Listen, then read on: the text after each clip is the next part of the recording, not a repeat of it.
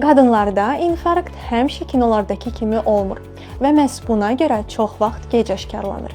Hamı düşünür ki, infarkt sinədə yalnız güclü ağrıdır. Bəli, bu mümkündür. Amma qadınlarda bu əlamətlər daha fərqli görünə bilər.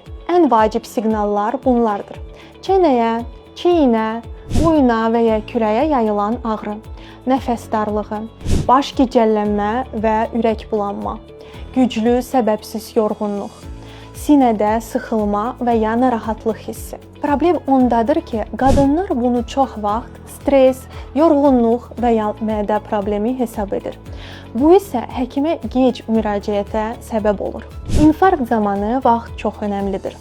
Yardım nə qədər gec olsa, ürək o qədər çox zədələnir. Əgər 40 yaşdan yuxarısınızsa, təzyiqiniz, şəkəriniz və ya yüksək xolesterininiz varsa və ya menopauza dövründəsinizsə, məndən sizə tövsiyəm: ürək müayinəsini təxirə salmayın.